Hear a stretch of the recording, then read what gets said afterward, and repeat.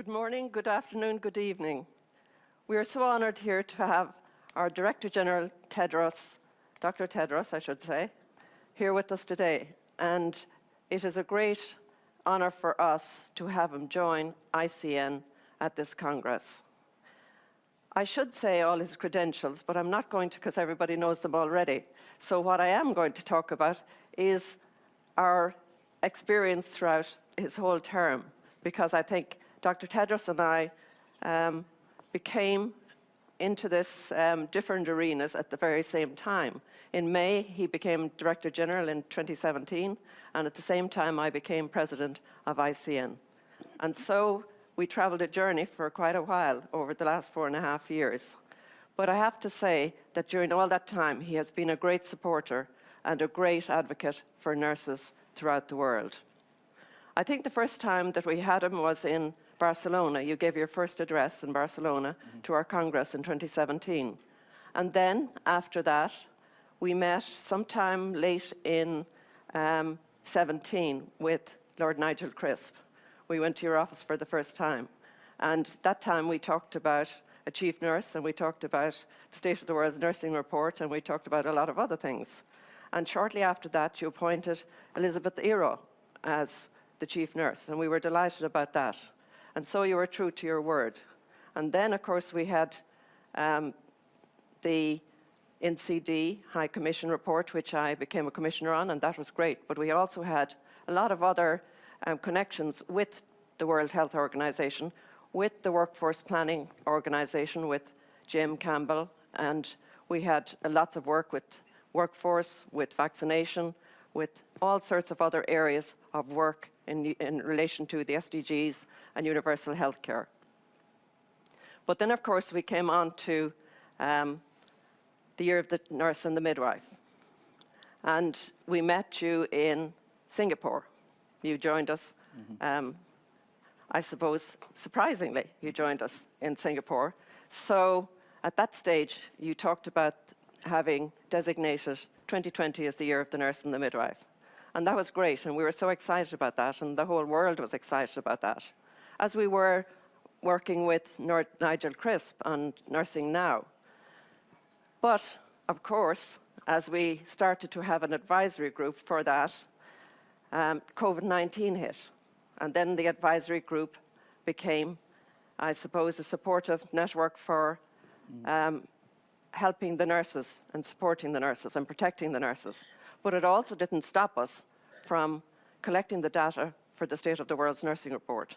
And that was really welcomed by all of the nurses throughout the world. The first State of the World's Nursing Report, which indicated many things that needed to happen, recommendations for investing in nursing, retention, leadership, I suppose advanced practice, and of course, being involved in policy making. And from that on, we went on to launch the strategic direction for nursing and midwifery at the World Health Assembly. And all through that, you support us in every way possible. And I know that we lobbied you, I know that we annoyed you, I know that we're constantly at you because we needed support for the nurses in relation to the lack of PPEs, the lack of support, the lack of protection, the violence in the workplace, the fact that nurses weren't getting occupational health benefits if they were out of work, and of course, going on to have testing and tracing for nurses and making that a priority for healthcare workers. And we then went on talking to you about the collection of data on the number of nurses that were becoming infected, the number of healthcare workers that were becoming infected and dying. And consequent to that, you were very supportive of us in relation to vaccination and prioritising vaccines for healthcare workforce across the world. That's still a challenge for all of us, and we want to support, your work in that respect. So we thank you for having supported us in all of that throughout the last 4.5 years. You've been a friend, an advocate, and a colleague throughout the 4.5 years. And as you go into your next term, we expect you to be the same friend and the same colleague and the same advocate. And of course, we will be, I suppose, knocking on your door constantly and you have never refused any time that we have knocked on your door, and you have never refused despite the fact that we know that you have many challenges and many, you work 24/7, I know that. And I know that you're, what do they say, laser focused? Is that correct? So I know that, you know, despite the challenges and despite the fact that you're around the world talking to the presidents, prime ministers, and various areas of different diplomatic areas that you work with to get vaccination throughout the world and to ensure that vaccines are distributed equally and to ensure universal health care for all, which is not easy. It's very difficult. But thank you for being here. Thank you for all the work you do. And thank you in advance for all the work and support you are going to give us. And can I now ask you to give us your address at the podium? But in the meantime, I'm going to just say about this, which you very kindly did. In 2020, we couldn't. You can go to the podium. And this.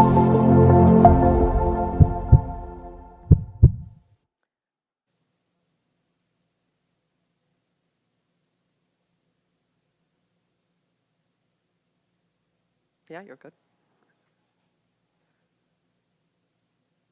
Thank you so much, Annette. I think that's a very good recap of what we have done together since we were appointed almost same time. And one thing I would like to assure you is that together we should do more, and we will do more. And as you asked, my door will always be open for ICN, for nurses. After all, I'm the honorary member also of the association. So thank you, Annette, Howard, all ICN members, dear colleagues and friends. It's really an honor to be here today. The International Council of Nurses has been a collaborator and partner with the World Health Organization since our founding in 1948. You're one of our oldest friends. Annette, our friendship, as you said, doesn't go back quite that far, but I have very much appreciated your partnership since I started as Director General in 2017. You have been a tireless advocate for nurses and the challenges they face. We have shared celebrations such as the Year of the Nurse and the Midwife. We have achieved major milestones such as the first State of the World's Nursing Report. And we have ushered a strong new agenda for nursing, the Global Strategic Directions for Nursing and Midwifery 2021 to 2025, which you have already said. Through all of this, we also face the greatest health crisis of our time. The COVID-19 pandemic has highlighted the dedication and sacrifice of nurses and their health and care colleagues worldwide. Far too many have paid the ultimate price in serving others.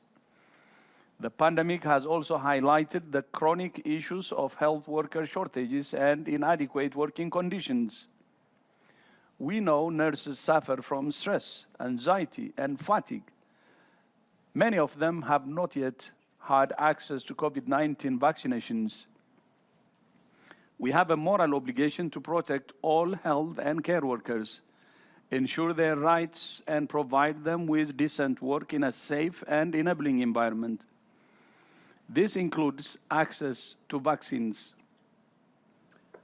As we recover and rebuild, investments in emergency preparedness and response must prioritize the education and employment of health and care workers, including nurses.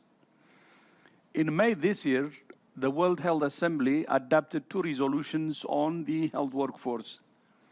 First, to protect, safeguard, and invest in health and care workers through developing a global health and care worker compact for health workers' rights, health and safety, and ensure non-discrimination in a supportive work environment. The second resolution adopted the Global Strategic Directions for Nursing and Midwifery 2021 to 2025, which lays out policy goals in the areas of education, jobs, leadership, and health services delivery. In the area of education, there is an urgent need to increase the number of nursing graduates and where it's needed to improve educational quality and resources. In the area of jobs, we're facing a global shortage of 6 million nurses, and 89% of that shortfall is in low-income countries. Recruiting and retaining nurses right now is a universal challenge, especially with strong pressures on international migration and the mobility of nurses. In the area of leadership, we know that women are underrepresented in health policy decision-making, even though most nurses are women. We must work to increase the proportion of senior nurse leaders in health and academic settings, while also developing the next generation of nurse leaders. To support countries in advancing nurse leadership, WHO has launched the online Nursing and Midwifery Global Community of Practice. In the area of health service delivery, we know that nurses can effectively provide a large number of primary care services. The goal for health services delivery is that nurses work to the full extent of their education and training in safe and supportive service delivery environments.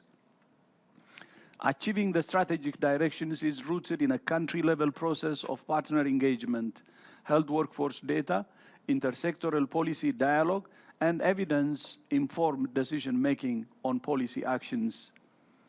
And they were for the state of the world's, as they were for the State of the World's Nursing 2020 report, nursing stakeholders will be drivers of data use for workforce planning, management, and forecasting.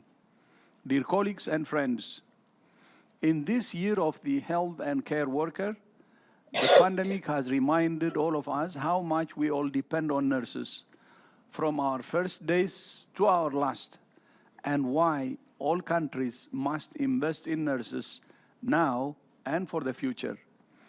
WHO is committed to supporting countries to give nurses the jobs, education, leadership opportunities, and safe and decent working conditions they deserve. We will keep working for a world where all countries have a strong health and care workers as the backbone of a strong health system, as part of its journey towards universal health coverage. The partnership and support of ICN and national nursing associations is essential for achieving these goals and to building a healthier, safer, and fairer world for all. I thank you.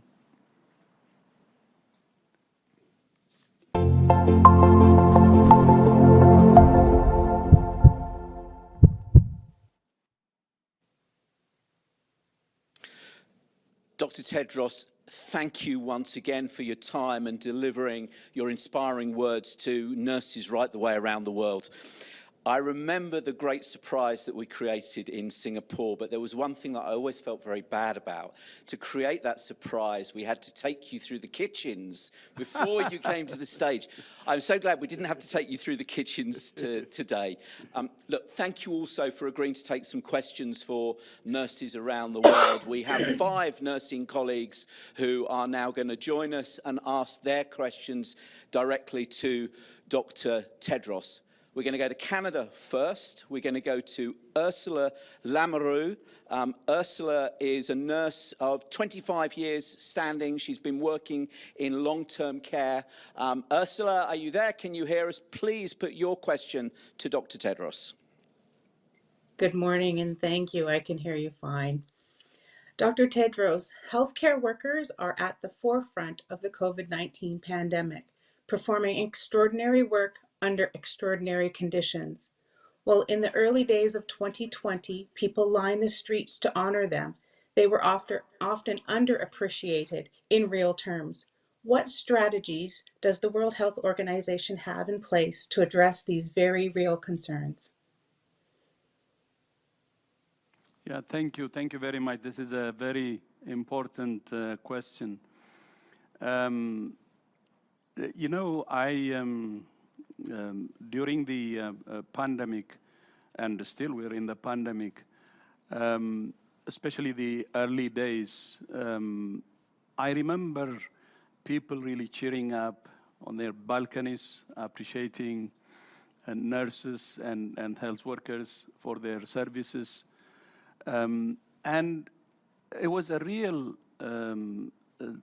appreciation. And I still believe that in each and every individual or global citizen, there is that appreciation. So, but at the same time, that appreciation can be used properly if we continue to mobilize citizens in a very organized way. They have shown their support, so we have to organize them, we have to mobilize them in an organized way.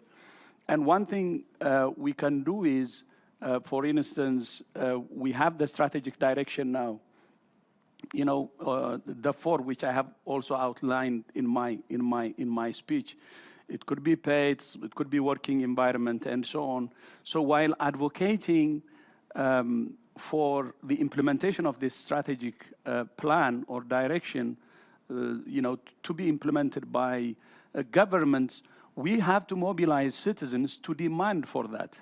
So I think the interaction of the two could bring a better result.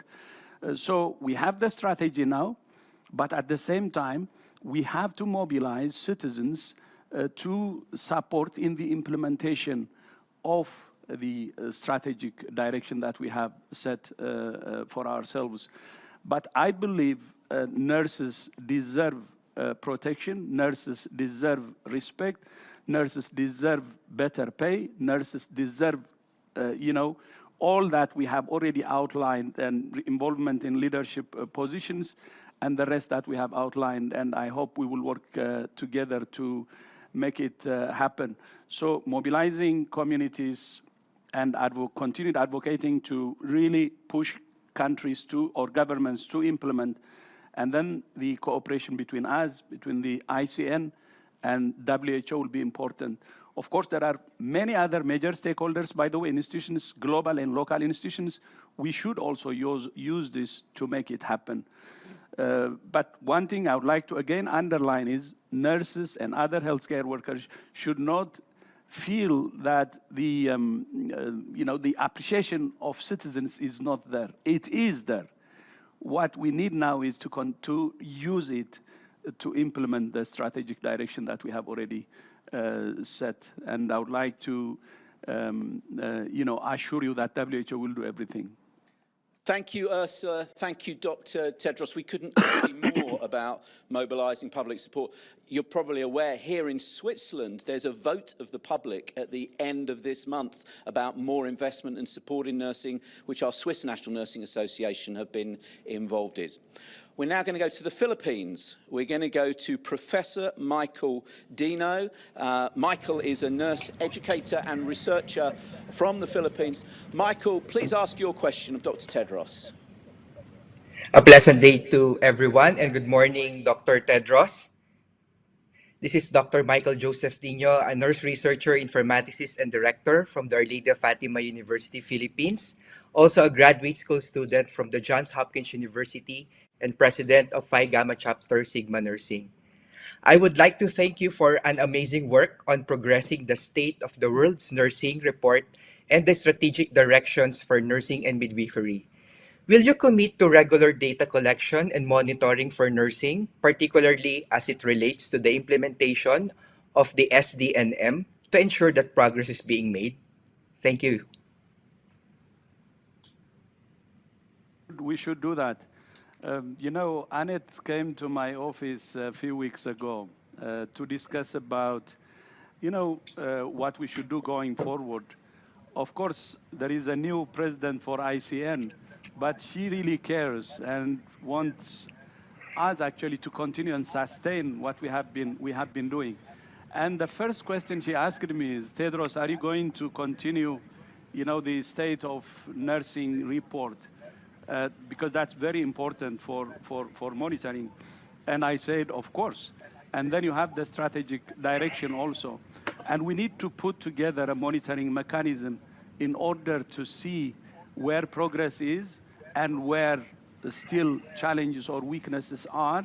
And then, as I said earlier, mobilize all stakeholders to address the challenges or address the gaps. But the monitoring should be there, and it should actually be done by in addition to our own reporting, by an independent body. And that should be presented to governments so that they can implement the remaining gaps. But monitoring is important, and it has to be done. And we will sustain also preparing the state of nursing report on regular basis, because that's how we can get, how we're doing and address the challenges we face. Thank you, Dr. Tedros. Michael, you are obviously on exactly the same wavelength as our President, Annette Kennedy. Wonderful to hear the commitment to continuous data monitoring and collection, and also the independence, which we think is hugely important as well. We're now going to come back a bit closer to Switzerland, to Estonia, to Gurli Livet, who is the Vice President of the Estonian Nurses Union. Gurli, the floor is yours. Please ask your question to Dr. Tedros. Good morning, good afternoon, good evening, everybody. Thank you for the opportunity to ask the question. Thank you, Dr. Tedros. With appropriate investment and support, nurses have the ability to transform the health system to make universal health coverage a reality. However, nursing is still challenged by under-representation at senior levels of positions and high-level decision-making, and there are health system barriers preventing the development of advanced practice nursing roles. How can WHO help to address this? Yeah, thank you so much. That's a very important question. I mean, leadership, responsibilities for nurses is very, very important. Not just for them. It's not about them. It's about the people they serve.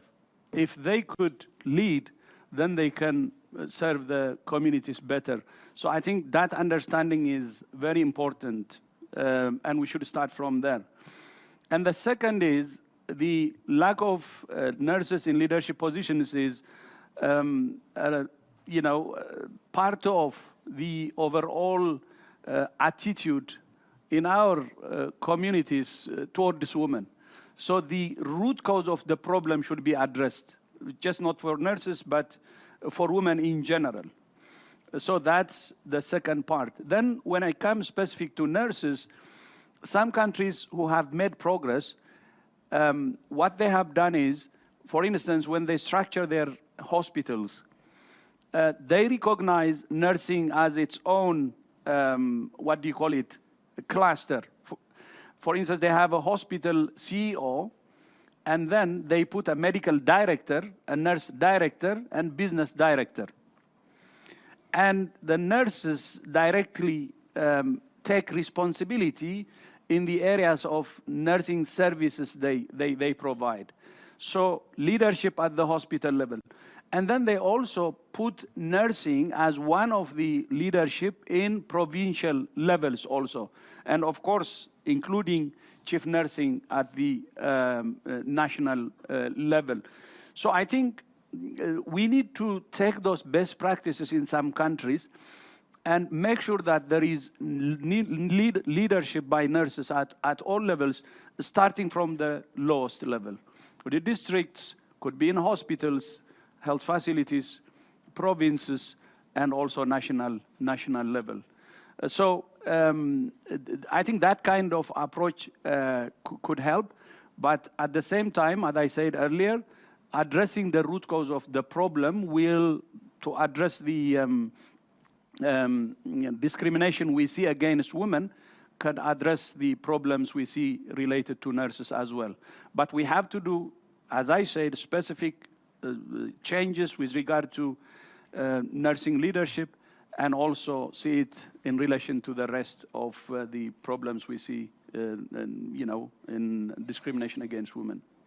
Gurley, thank you so much for such an important Thank you. question. I think whilst you're here, Dr. we should acknowledge the leadership role that you've played, the example that you set by keeping to your word and appointing Elizabeth as the Chief Nursing Officer. We've seen the appointment of Margarita Langins in WHO Europe, which is wonderful. Just during this Congress, we've heard that the Russian government are appointing a nurse as a Chief Nursing Scientist as well. And I have no doubt that that is in a large part the result of the example you've set. So thank you for that. We're now going to go to Ghana, to Evelyn Dawuna. Evelyn is a nurse manager for quality and safety. Evelyn, please put your question to Dr. Tedros. Good morning, Dr. Tedros. My name is Evelyn from Ghana. I'm representing the Ghanese Municipal Hospital where I currently work. My question to you this morning is we all know the pandemic has highlighted nursing shortages across the health system with economic crisis.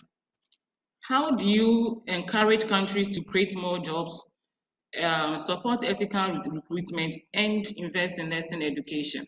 Thank you. Yeah, thank you. Thank you, Evelyn. That's a very important question. First of all, I think countries should start from really accepting health as a central issue. The COVID-19 pandemic, I think, has shown us and has shown the whole world why health is central. When health fails, you have seen how it affects the economy, the social fabric, the politics, and so on. So then that means investing in health is not a cost, but it's an investment. And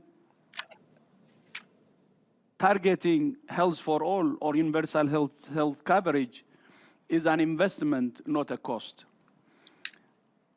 And there should be a real commitment from political leaders to take health as a fundamental human right. So, two things here. One, the COVID-19 is a good reminder that health is central. But second, even irrespective of that, political leaders should recognize health as a fundamental human right. If they do that, the investment in health will be big, and then means we will need more nurses. You don't train nurses for the sake of training. It's to achieve universal health coverage or health for all.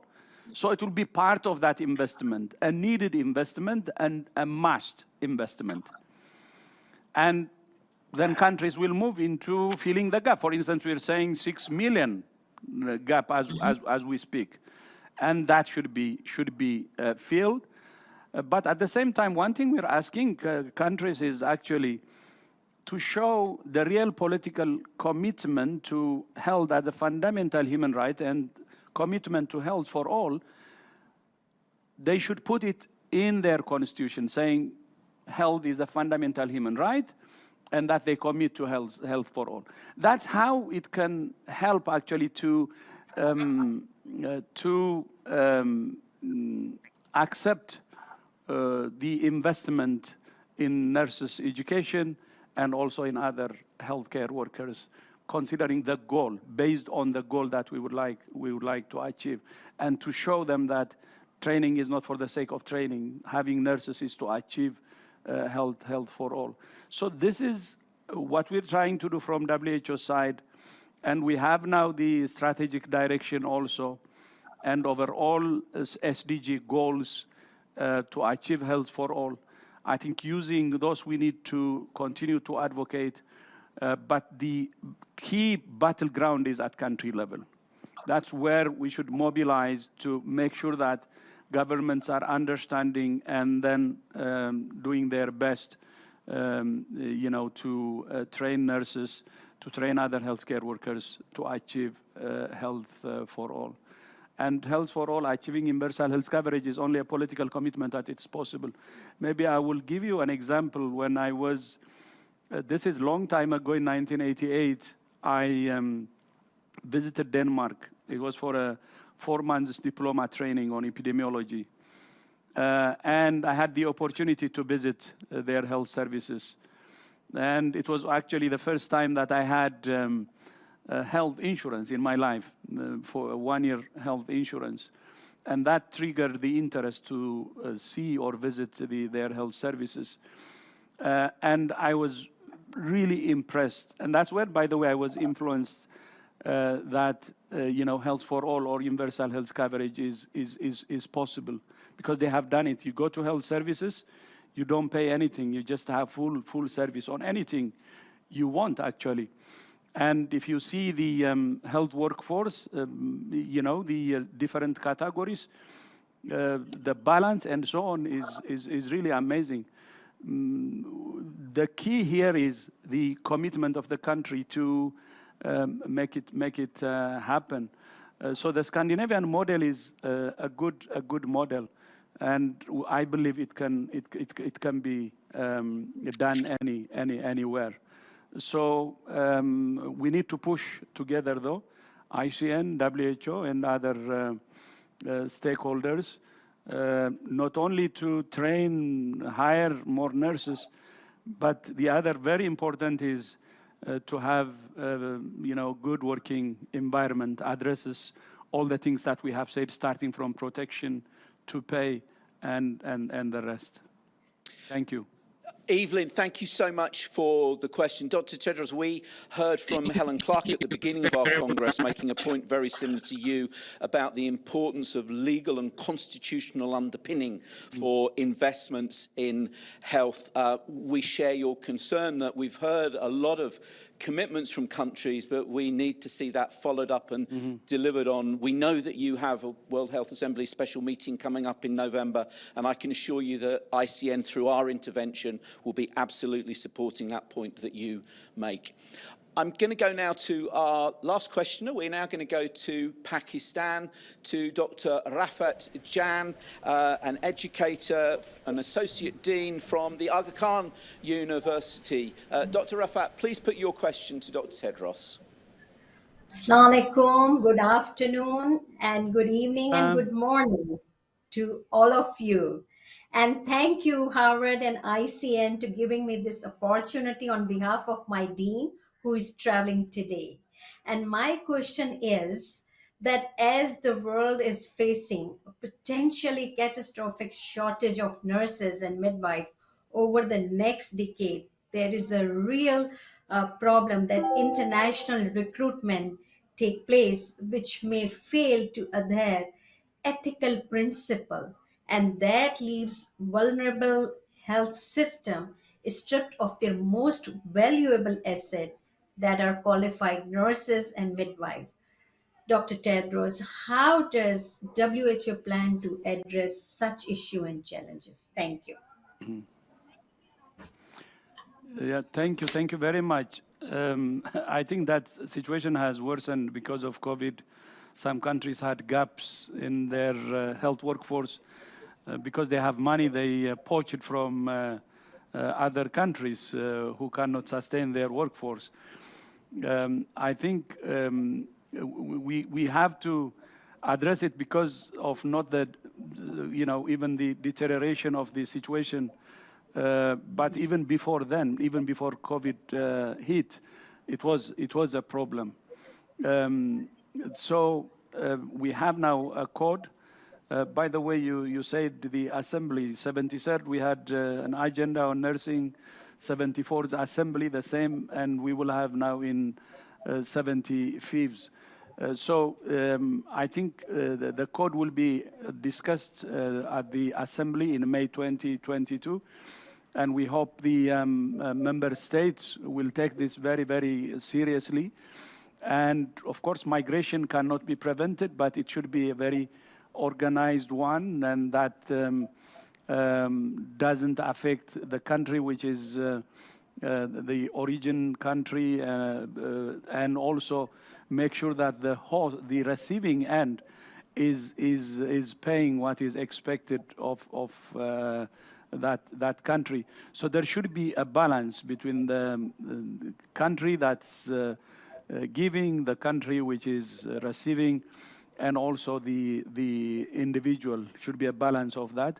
And we hope the World Health Assembly will help us to deliberate on this and get the right balance for the challenges, that balance of solutions for the challenges we're facing.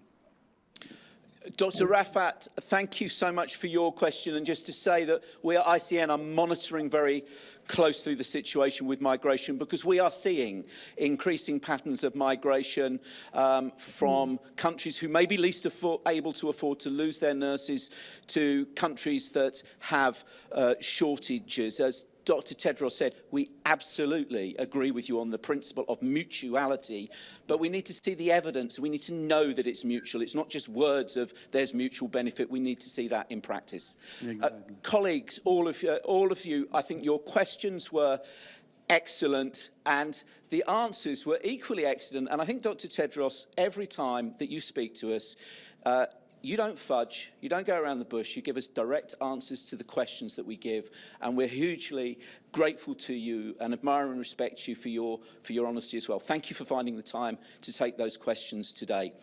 Colleagues, don't go away. We've got some other guests that we're introducing into the studio. We need to do a quick set change. Give us a minute and we will be back with you very soon.